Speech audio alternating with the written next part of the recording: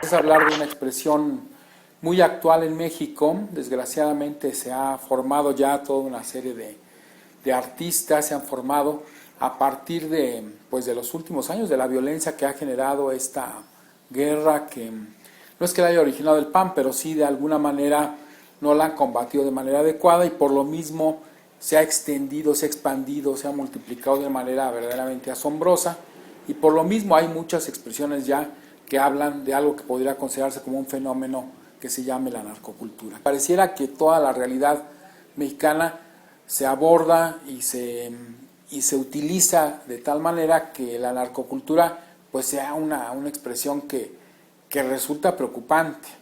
Hay quienes como Ricardo Delgado que hacen de la narcocultura una especie de cultivo, digamos, crítico. Él lo que hace es cuestionar de alguna manera las expresiones de esta cultura tan ligada a los brillos, al oropel, a las pistolas con diamantes o de oro, etcétera, las fiestas estas multitudinarias que se hacen sobre todo en el norte del país, aunque ya también en el centro hay algunos lugares, o en el Bajío, donde aparece la narcocultura, pero que sin embargo cuando vemos que todo esto va encauzado a un solo fin, pues sí me parece lamentable.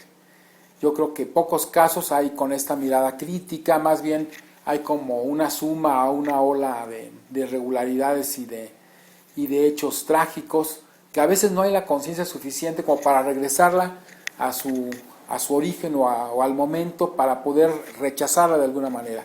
Es decir, hay mucha complacencia en la narcocultura, y son muy pocos los que han logrado despegarla de su verdadero territorio para ubicarla en términos más inteligentes.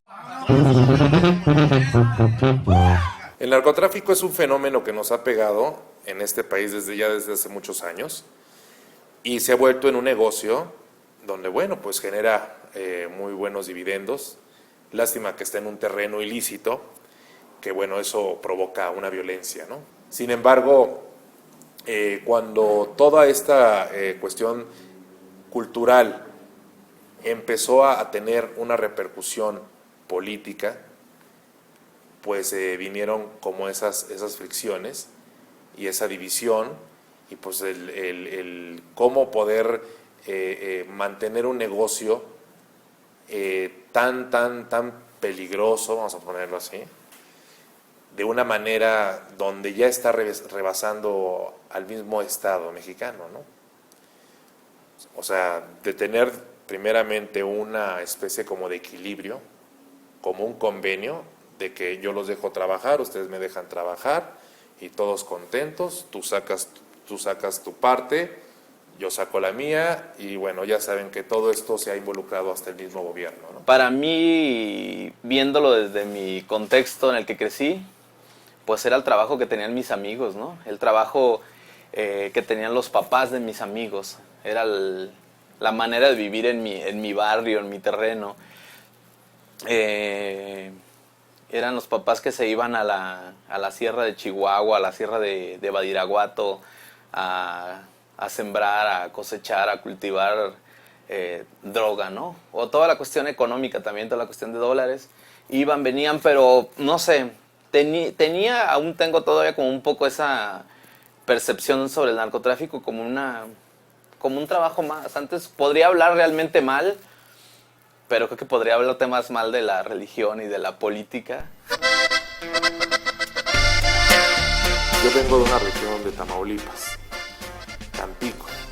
Obviamente por aquellos años cuando era un huerco, resulta de que se escuchaba los corridos famosos. Cuando ya llego aquí a la Ciudad de México, estudio en la Esmeralda, estudio más a fondo lo que eran mis orígenes, ¿no? Y claro, no te puedo yo negar que, claro que me encantan a mí los corridos, porque también con eso crecí, dentro de ese entorno. Y es así como una cuestión hasta emotiva, ¿no? Entonces de repente, esto es por el 1996, empecé a desarrollar una obra, pero en base a todo lo que me sucedía socialmente hablando. Y después, obviamente, eso social, cómo golpeaba en mis temas que iba yo a abordar en las pinturas. Entonces empecé a basarme de algunos corridos. Hice mis primeros experimentos y empezaron a salir cosas muy interesantes. Lo importante aquí era trabajar sobre el ícono del hombre regional, el hombre del norte, ¿no? Quizás con la imagen del campesino, ¿no? Y todo eso se fue evolucionando, basándome en el corrido, a llegar a contar una historia, ¿no? Esta información que fui desbordando en una tela, la fui acomodando en una propuesta que posteriormente llamaría como arte huerco.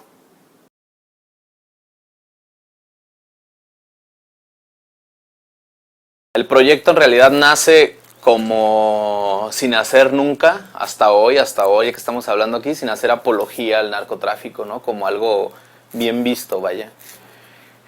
Sino como un personaje que cuenta historias de dónde viene, qué es lo que hay ahí, cuál es el santo de mi tierra, cuál es el compositor e intérprete de narcocorridos, ¿no? Parte un poco más de ahí, más mi relación, repito un poco, ¿no? Más mi relación con la narcocultura, vaya, con la así llamada narcocultura, viene de responder a preguntas de todo lo que yo tenía que contar de mi contexto, ¿no? Donde nací, qué había, cómo se movían las cosas y la gente que ahí, con la que yo convivía, vaya, ¿no? Más bien esa es la relación, nunca... voy a repetir un poco, nunca era como hablar ni bien ni mal de las cosas, sino en realidad lo que había. Y era como contar historias y responder a preguntas, ¿no? Esta yo creo que es la última serie que he estado haciendo y pertenece a una manda que le dice a Malverde. La gente cuando va a la capilla le deja dinero porque ahí se siguen haciendo obras de caridad, digamos, ¿no? A la gente pobre. Lo mismo que hacía Malverde de darle el dinero a los ricos a los pobres, acá sucede lo mismo, ¿no? Acá la capilla, con las donaciones que uno hace, la gente sigue apoyando a la gente de bajos recursos, ¿no?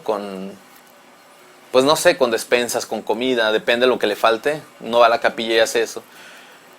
Y yo lo que quise hacer acá, agradeciéndole un poco a Malverde, que en realidad me levantó de un accidente, le ofrecí $2,500 y en vez de ir a la capilla y dar esa lana, lo que hice de esta parte más artística, imprimí $2,500 en billetes de $1 y los fui pegando en la calle. Te puedo decir que estos billetes los he pegado desde toda la República hasta Australia, que estuve el año pasado estuve en Melbourne y hice un tapiz de estos en la calle y en la galería, por ejemplo. En el 2005 me invitan a exponer el Museo de Arte Contemporáneo de Matamoros, allá en Tamaulipas. Entonces, para esto yo realizo otra serie que la titularía Glorious Pistols, de la A a los Zetas. Entonces, en esa época, en el 2004, pues se estaban dando como enfrentamientos allá, ¿no? Yo escucho esa noticia, la veo la euforia de la gente, el miedo, como toda la añoranza histórica de decir, bueno, es que siempre estos personajes han estado aquí. Entonces ya era algo como natural, ¿no? Obviamente yo cuando tengo esa información empiezo como a querer hacer algo para esta exposición del Museo de Arte Contemporáneo del 2005. Entonces hago estos personajes y bueno, yo creo que el arte es una herramienta que también hasta es para denunciar. La exposición pues la echó para atrás. Directamente no, pero sí he estado en un par de exposiciones que curiosamente no se pudieron hacer aquí. Y la primera, tuvimos que ir a hacerla hasta el sur de Francia, ¿no? Te digo, no te hablo directamente porque a mí nadie me agarró y me dijo, esto no lo puedes montar. Creo que hubiera sido otras cosas. Si a mí alguien un día me dice, esto no lo puedes colgar o esto no puede estar aquí, creo que no me veo ni siquiera doblando las manos y diciendo, órale, nomás por el hecho de estar aquí no lo voy a colgar. Eso no me lo permito. Dentro de la narcocultura existen muchas formas de expresión, algunas ligadas, como veíamos antes, a algún tipo de artes, ya sea plásticas o literarias, pero también surgen por ahí de pronto iconos como el de Malverde, que de pronto este santo, al igual que en México, así más en términos urbanos como la Santa Muerte o el San Judas, en fin, todo ese tipo de cosas que ya van formando parte también de todo este entorno pues cultural que se genera a partir de este fenómeno lamentable. Es decir, se tiene que recurrir a toda una serie de expresiones que quieren de alguna manera leer el mundo de una manera a través de todos los símbolos que tendría una cultura convencional, ahora ligados a una cultura que se dedica al acto delictivo. Malverde se desarrolla más hacia la cultura del noroeste, hacia la cultura por Sinaloa, Sonora, toda esa región, ¿no? El Pacífico, vamos a ponerle. Malverde es un personaje donde era un bandido que existió y se le conoce también como el bandido generoso. Era una especie así como de Robin Hood, ¿sí? Que robaba a los ricos para darle a los pobres. Posteriormente lo atrapan y pues lo cuelgan. Y ya cuando lo cuelgan, bueno, pues ya cuando eso fue su pena capital que tuvo, como condena, dejaban el cuerpo tirado para que se lo comieran ahí los opilotes, ¿no? Entonces, como parte de ese ritual, como agradecimiento, es que la gente, obviamente, la gente que había sido beneficiada por Malverde, pues le llegaba y le tiraba una piedra, ¿no? Y así entre la gente que iba pasando, le iba dando como una sepultura, ¿no? Me comentaba un escritor que trabaja este fenómeno también de la narcocultura, Elmer Mendoza, me decía un dato interesante, ¿no? De que le habían comentado, de que bueno, que le querían hacer como una especie de homenaje, o sea, esta misma sociedad, ¿no? Porque ahí también, bueno, pueden encontrarse corridos de Malverde, ¿no? Por ejemplo. Y obviamente pues querían hacerle un monumento, ¿no? Querían hacerle su capilla a este bandido generoso. Pero pues no sabían cómo hacérsela, ¿no? Resulta de que decían, no, pues yo quiero que ese Malverde tenga como imagen de sinaloense. Una imagen de sinaloense, pues ¿cuál sería una? Pero que se vea así como una imagen cabrón, un sinaloense cabrón, chingón, así, ¿no? Entonces lo primero que se les ocurre es, pues ¿quién pudiera ser? Pues Pedro Infante. Yo tengo una historia de Jesús Malverde de que desde que nací, mi padre se va de la casa, como mucha gente que emigraba, ¿no? Al otro lado, se iba más al norte, y iba con mi jefa, de morrito, iba con mi jefa a la capilla de Malverde, que en ese entonces no existía la capilla como tal, sino había un busto de piedras, y íbamos y hablábamos con Malverde, con el santo, y le pedíamos cosas de mi padre. Digo, te estoy contando esta historia que es real, y que por ningún lado estoy tocando cuestión de narcotráfico, incluso hasta una historia romántica, ¿no?